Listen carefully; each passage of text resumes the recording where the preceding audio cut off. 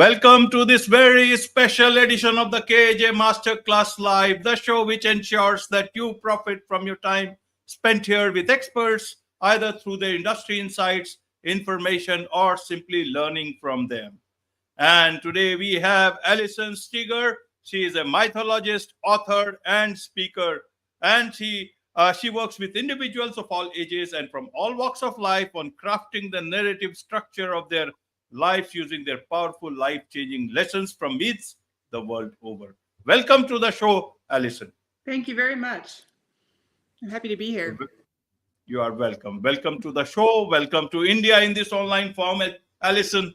And I'm sure not just in India, but a lot of people across the world will benefit from what we are going to talk right now. We will be talking about how mythology can be used for modern transformation, for personal transformation by a lot of people. But before we come to this, Allison, let's understand a bit about you, about your journey, about your background, so that the audience knows who they are listening to. Of course.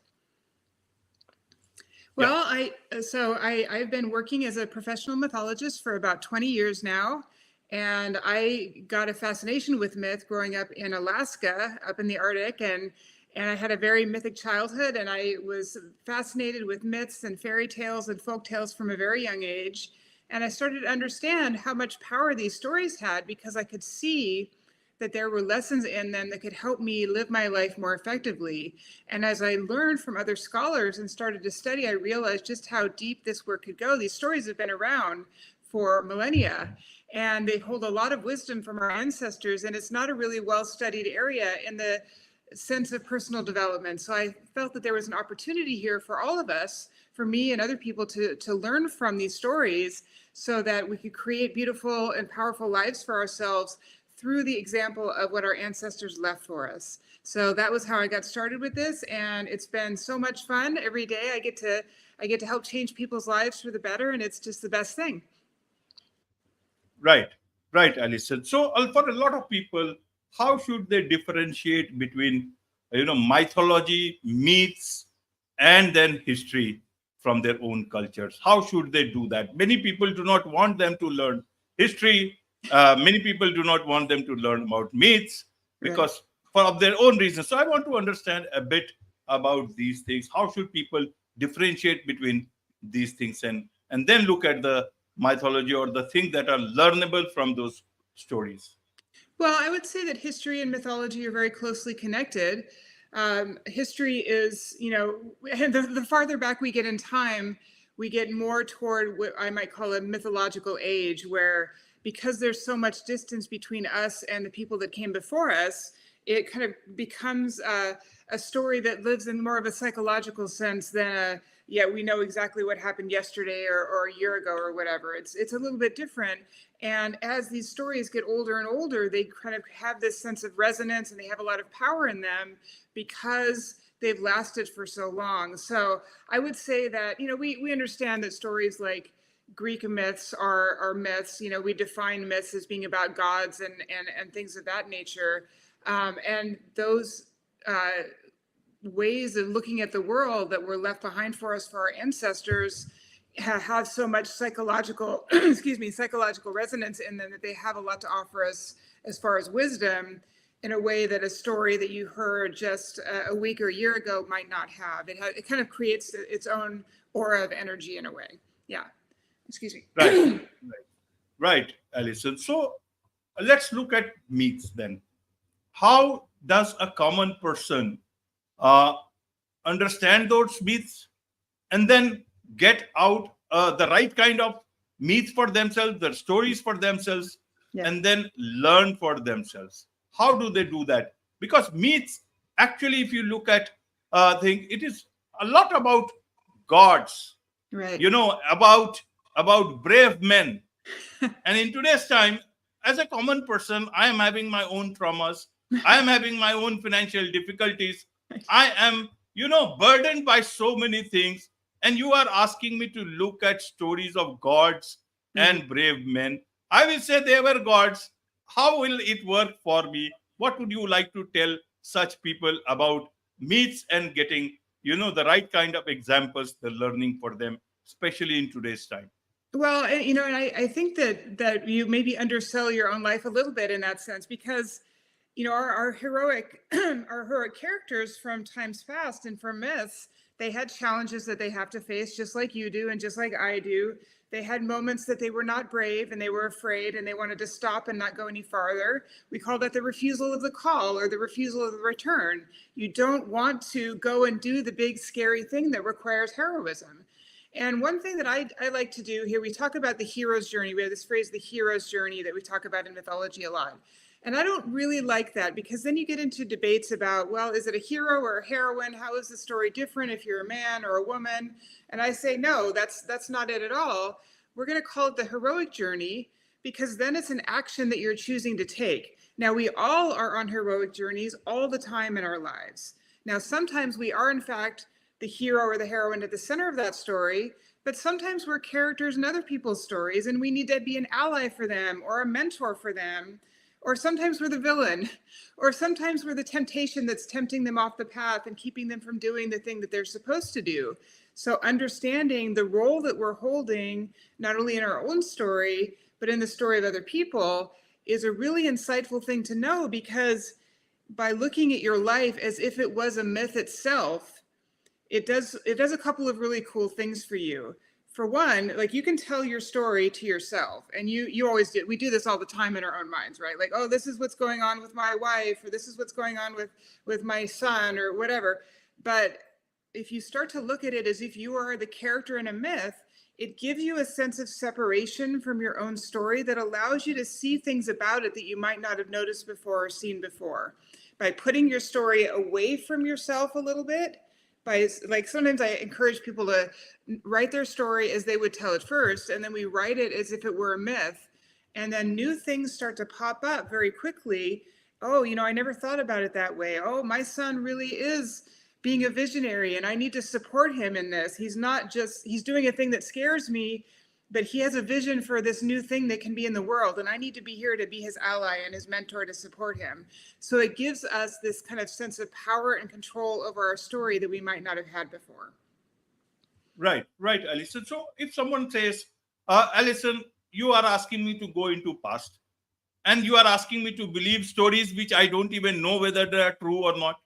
Oh, so no, why? no. What's the harm? Yeah. What's the harm in understanding about those examples which are in present day times? Are there not enough examples or stories in our present day that we need to go back to the past?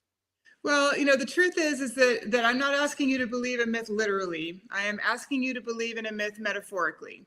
So what that is those myths are placeholders for common human experiences. So you don't have to say, I'm Hercules. You can say, my story is a little bit similar to Hercules, and maybe I can learn from his example about what not to do. Right? So it's just seeing the parallels between yourself and these circumstances of the past. And, these stories are gifts to us. They are gifts from our ancestors. They contain an enormous amount of wisdom and power.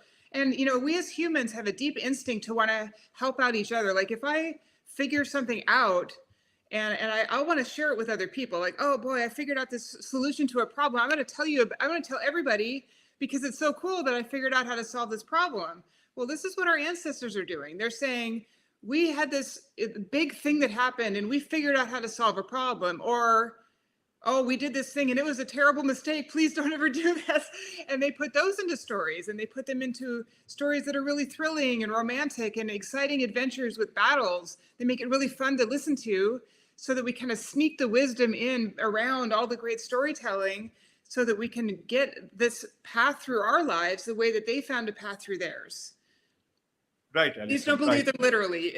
They're not supposed to be literal. They're supposed to be metaphorical.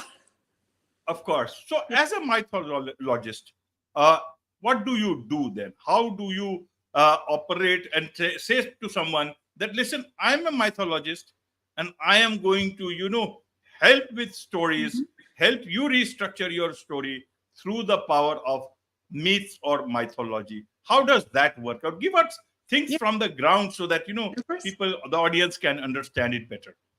Well, what I often do is I share insights about mythology through speaking and writing mostly. And that often means coaching or leading workshops or teaching or public speaking. So what I will do is I'll just kind of guide a little bit. What I'm trying to do is be a bit of a mentor or an ally for other people when they're in their heroic journeys, to show them how to find their way through. So what we do is, say you signed up for a workshop with me and we were meeting together with a small group of people. What I would do is I would teach, I get to tell myths, which is really fun. It's great storytelling. And then what we do is we work with the myth and the individual person's story. And oftentimes people feel stuck in their lives, right? You're dealing with your divorce and it's been going on for years now. You don't know how to pass it into the new stage of your life, or you've had a cancer diagnosis and you don't really know how to move on with your life as you're going through that. These are really hard descent states, we call them, that you go into the other world and you're dealing with this hard thing. And I often work with people, I show them what myths might be applicable to them, and we work through that. And then what we do is we talk about it, we have a conversation, but then the second important piece that we do is we incorporate the energy of what we've done through movement. And I do think that I want to really emphasize this, that I highly encourage anybody to look at any myth that they like and see the parallels in their own lives. But if you've written about it or thought about it for a while, it's very important that we move the body a little bit, because it kind of pulls the energy of the experience into the body, and it allows us to know something at a deep somatic level. And if we just think about it all the time, it doesn't really have a chance to get the full benefit of the wisdom, because we have to pull it into the energy of our body as well. So I would say add the movement to it. Go do a little bit of yoga, or even just take a walk or dance, or whatever it is, whatever way pleases you to move your body. You will find those insights coming out for you after you've done that second very important piece of you have to do the thinking work and you have to do the body work. And those two things have to go together. Right. So, for example, nowadays a lot of people are stuck at many places in their lives. This word has become so common. Stuck, unstuck. How would you find the relevant story for someone if he or she says, I'm stuck in my life? How does that work? Well, we get stuck at two moments. Okay. Sometimes we're called to an adventure as a hero or heroine. And sometimes we're afraid to start on the adventure. Like, you lose your job and now you have a new problem that you have to solve. Okay, now sometimes being stuck in that moment can happen for just a moment inside of your mind. Like, oh no, I don't want to do this, but I'm going to be okay. That is what we call a refusal of the call. That refusal of the call can go on for decades sometimes for people. Like, oh, I know that I need to do this thing. I know I need to resolve my relationship with my sister, but I don't want to deal with it. And we live 100 kilometers from each other or whatever. So I'm going to just push it back and push it back. You're stuck. You are stuck in that relationship. And another time that we get stuck is, as I just described, like you get down into the deepest part of your transformative journey, and you're so used to being kind of what you would call the land of the dead. You're feeling dead inside, that you're comfortable with this terrible place that you found yourself in, and you're afraid to take the steps it's going to take to get yourself out of it. And we call that the refusal of the return. Because what we're looking for here is we're looking for folks to take all of the hard and traumatic moments of their life, transform them into wisdom or treasure or something powerful that they can then go on and share with others, so that you're learning through the myths from your ancestors, but also at the same time, the pain that you're going through is going to allow you to teach somebody else how to navigate it for themselves. So this is the magic that we get to do, right? We get to take these traumatic and terrible, painful moments that human life brings to everyone.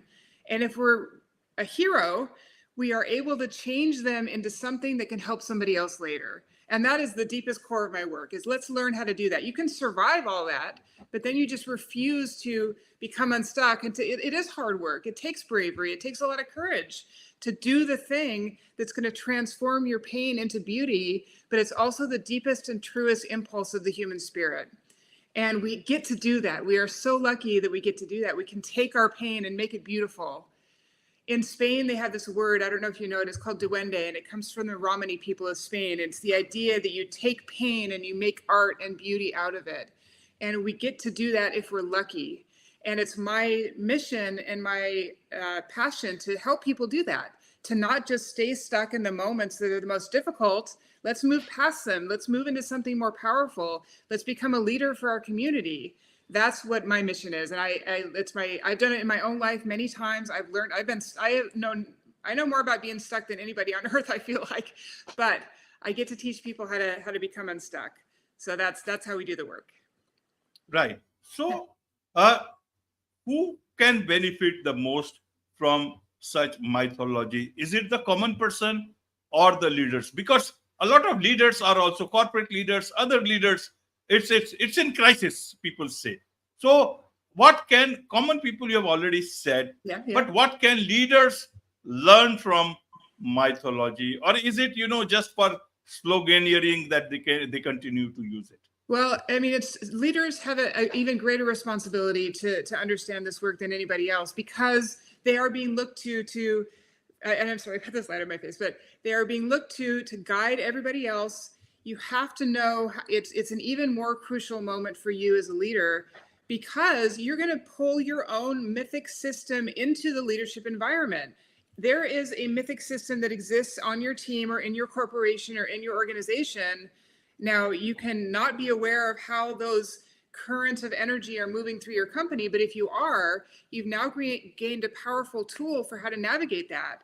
And I would say that if you are a leader and you have anyone on your team or in your organization that you do not understand why they're doing what they're doing, this work would benefit you enormously, because I can tell you why they're doing what they're doing because of the work that I do with mythology. And I would say there's probably not a single leader out there that doesn't have a person who's perplexing them a little bit about that makes absolutely no sense. That's completely illogical. Or maybe you're doing actions of that nature, right? Why am I doing that? I'm hurting my company. I'm hurting my own career. What am I doing? Well, working with mythology in this way will help show you why you're doing it that way. And I do a lot of work with archetypes. So we talk about archetypes. Like if you're holding the archetype space of, say, a visionary, you are a person who wants to bring something new into the world. You've seen a niche in the market, or you've seen some need that needs to be met for the people. Now, this is a really powerful place to be, right? You want to help, you want to bring something out, you want to be successful for yourself in the meantime. But also there are problems that can come from that, right? So how do you navigate that? How do you recognize when other archetypal energies are interfering with that, or your own shadow side of it is interfering with that as well? So that there is a huge benefit. The more people whose lives you're touching, the more this will help you. Right. And in terms of myth, there are so many stories about that same story, so many perspectives, so many versions, so many different ways people have presented.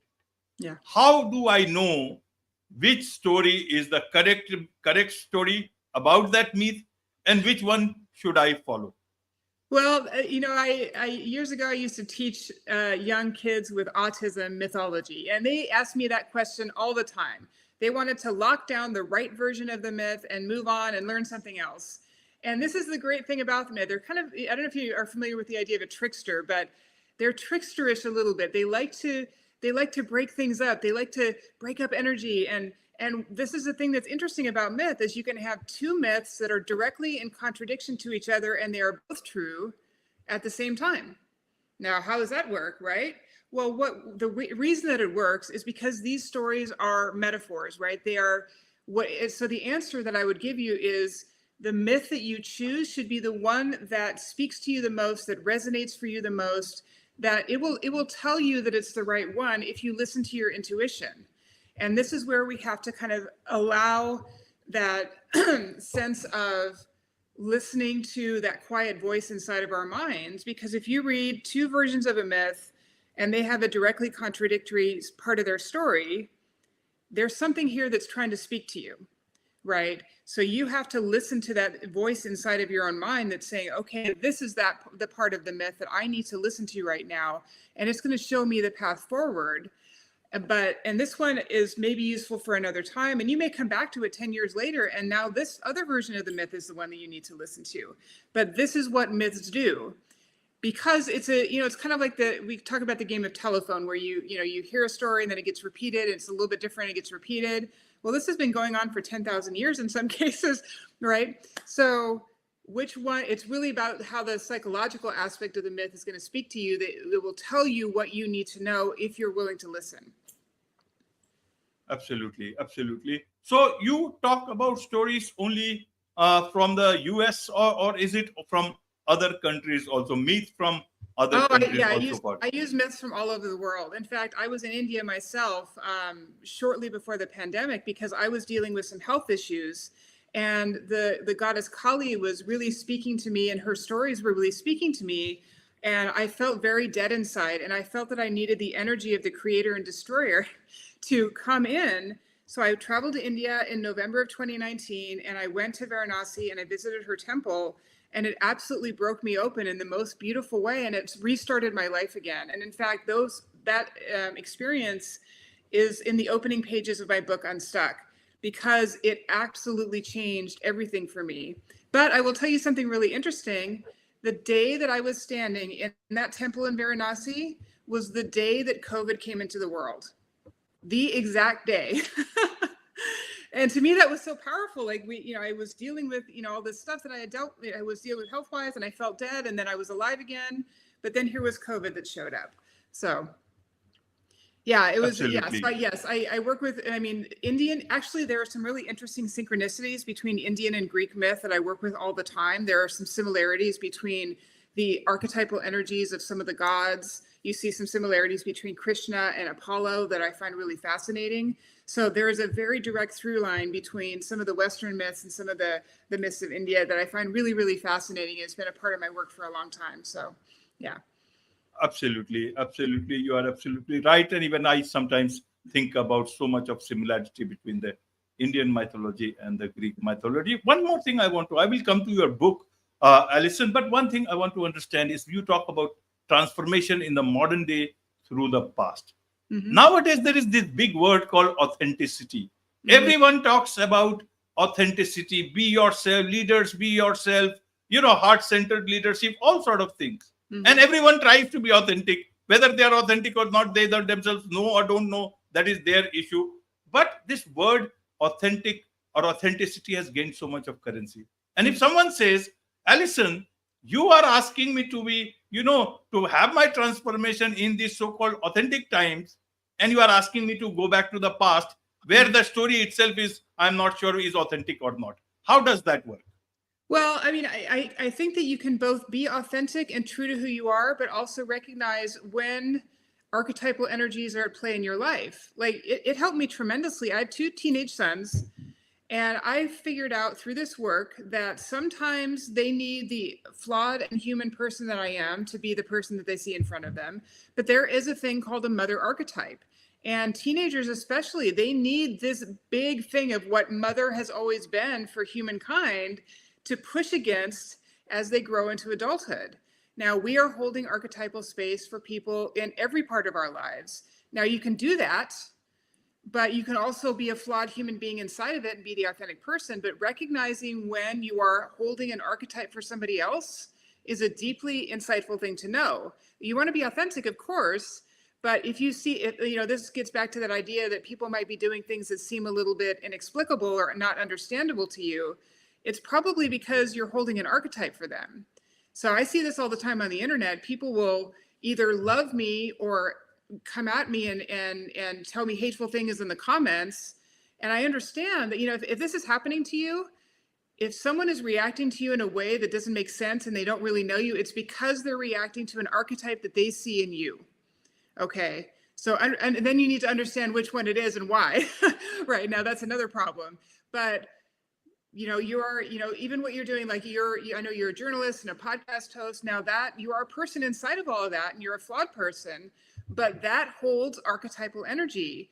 There's, okay, you're a journalist. That means you report on the news. Well, that's going to make people react in some ways sometimes. I know that you've seen this before, right? So when you see that the person doesn't even see you as a person, all they see is an archetype, then you can adjust your behavior a little bit around that, or you can not mind as much when they act like a jerk. Right. So yeah. So I think if we can understand more deeply how we're holding archetypal space for other people, it helps us to understand what's going on when people have reactions to us that we don't understand. Absolutely. Yeah. You can still be authentic inside of that. So yeah. Absolutely, Alison. And that is where, when you talk about examples, archetypes and all, Lord Krishna, people accused him even during his lifetime, about so many things about Yeah. not being true God and all. So Right. he handled it very well. Yeah. And Yeah. today, now the whole world is trying to gain wisdom from those stories. Those are such wonderful stories, and each one will have to understand it in their own manner. Let's come to your book, Unstuck. Who Okay. is this? Tell us a bit about this book. Who is this book for? Is it for everyone, or is it for people who are actually, who need this sort of a help? Well, I mean, I think that if you feel stuck, it's for you. I mean, it's called Unstuck, and it's about how to find your way forward. And it's really about everything that I've been talking about, which is, understanding the power of myth and why it matters, why it's a useful tool for us to recognize when you are refusing to move forward. And if you're feeling stuck at all, you're refusing to move forward. Now, there are times that you actually, one of the important parts of the book is understanding when it's not time to move forward, when you need to rest. Sometimes we need to give ourselves rest, but the purpose of the book is to help you understand the difference between when you're in a bit of a fallow state. Like sometimes you leave a field alone and let it remain alone, but sometimes you need to plant it and harvest it. And recognizing the difference between those times in your life is really important. But the primary benefit of the book is for helping someone that feels like it's time to move forward to actually do so. So that's what it is. It's called Unstuck. It's called Finding and Following Your Path Through the Heroic Journey. And it will allow anyone who needs help the help that they need to find their way to reading myths. And again, it's a guide to finding the myths that you need. It's not, you're going to use my myths that I like. You're going to take whatever myth you need from whatever culture makes the most sense to you, and you're going to apply those to your own life. Absolutely. Absolutely. There's much to learn and understand from you, Allison, through, and I'm sure a lot of people would want to learn more from you, about you, from your book. What's the best way for them to do so? Well, I would highly encourage anyone that is interested to follow me on social media. You can go to my website, mythicstories.com or allisonstieger.com, and you can sign up for my newsletter. It is also free to sign up for a consulting call. If you want to do a 15-minute conversation with me, you can do that for free. And I also have coaching services that are available and retreats around the world that are available as well. So reach out in any way you can. I'm very open. I love talking to new people about this. I'm very friendly. And I would encourage anyone that's interested to follow up with me and reach out. And I would love to talk to you. Wonderful. With this, it's a wrap on this very special edition of the KAJ Masterclass Live. Thank you so much indeed for joining us. All right.